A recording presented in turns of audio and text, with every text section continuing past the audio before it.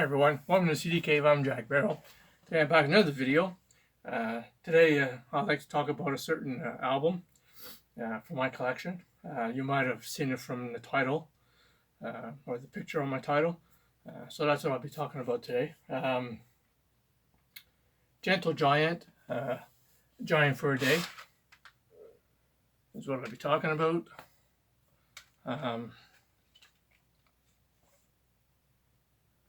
So I'm a big Gentle Giant fan. I listened to them back in the day, in the 70s.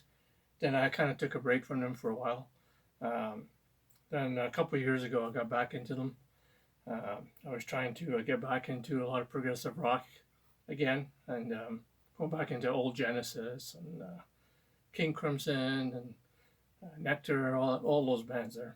And of course, Gentle Giant was one of those bands.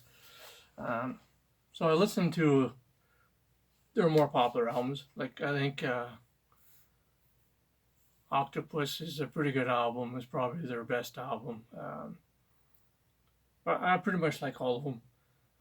But I find this one here, Giant for a Day, I kind of just never bothered with it. I knew it was there. Every time I watched YouTube videos on Gentle Giant album rankings,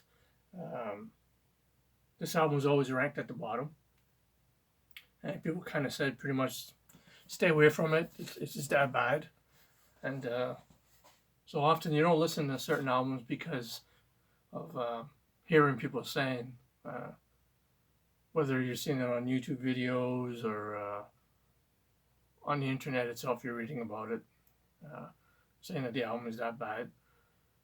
So for years and years and years, I knew the album existed. But people kept cutting it down, even talking bad about the artwork on the album too, as far as a vinyl, because it has this type of cutout thing, I guess, on a vinyl, which I guess it has on the CD, but it's more pronounced on a vinyl, I guess. It's kind of cheesy and stuff like that, and they would say the album's kind of cheesy too. So I stayed away from it for years. I never bothered listening to it. Up until about probably like 6 months ago, I was looking for something to listen to, and I was in a mood for this Gentle Giant, but something different. And then, so I came on this album. I said, I never listened to this album, but because it's so bad, right? So I went on YouTube. I clicked on it, started listening to it with the headphones. I do that late at night. I don't sleep all that much, so I listen to a lot of music just with my headphones on. And I put it on and started listening to it. Myself a nice drink here, Canadian beer. Yeah, so I put it on and listened to it. And after a few songs, I kind of knew it was different. It was not as progressive. It was a bit more poppy. But I didn't mind. I liked the first songs I heard. Words from the Wise, Thank You, and Giant for a Day. The first three songs, I don't know why people hate it so much, because I enjoyed those songs. Then I started listening to the rest of it. My Friends, No Strangers, It's Only Goodbye, Rock Climber. And this is a 2009 reissue, by the way. I will admit it's probably their weakest album out of all their albums. It's probably their weakest one. I will say that. So if I was to do a ranking, I would definitely probably put it last. But you know what? Like, just because you put an album last doesn't mean it's that bad. And for me personally, I think it's a great album. So I ended up buying it a while back. I've been listening to it quite a bit. Probably the one I've been listening to the most lately. Probably because it's new, right? But it's very enjoyable. There's a lot of good songs on here. I think people shit on this album probably a bit too much. Like I said earlier in the video, it is probably their weakest album out of all their albums, but they have some pretty strong albums. So even as the bottom of the pile, it's still a great album. Like for me, anyways. So I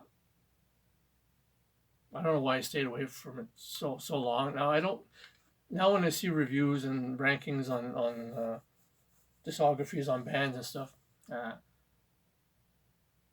I do pay attention, but I'll go and listen to some of the bottom part of the rankings and see if those albums are really that bad, right? Because there's always has to be albums that are at the bottom. And Gentle Giant, this is their bottom album, but it's a good album. I enjoy it. I'm sure a lot of people probably think it's horrible. I mean, if you compare it to their debut, Octopus, even Three Friends, um, yeah, it's not up to that uh, standard. Um, Missing Piece I also enjoy, and people rank it just above this. Um, and I think the thing is because it sounds more poppy, right? Probably the record company wanted them to write more poppy radio friendly song, and I get that. Back in the day, that's the way it was.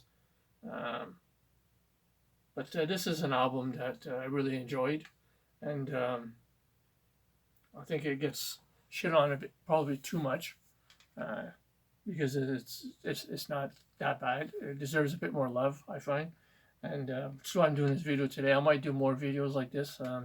Maybe start a little mini series on certain albums that get shit on a lot, and the reason why maybe they're getting shit on. But I'm glad that I started streaming this one. I'm glad that I picked it up and I listened to it, and I really enjoy it. I agree with a lot of people that it's not up there with their top tier stuff. Um, but it does rank at the bottom. But it's still just because it ranks at the bottom doesn't make it a bad album. Not for a band like this. There's some bands, and only if you rate their certain albums at the bottom, sometimes it deserves to be there uh, because the discography is not that strong.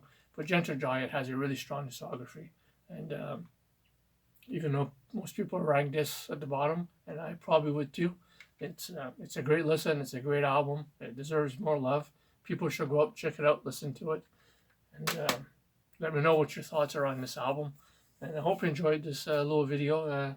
Decided to make. Maybe I'll turn this into a little series or something. We'll see. Don't forget hit subscribe button, like, leave a comment down below, and until next time, take care of yourselves.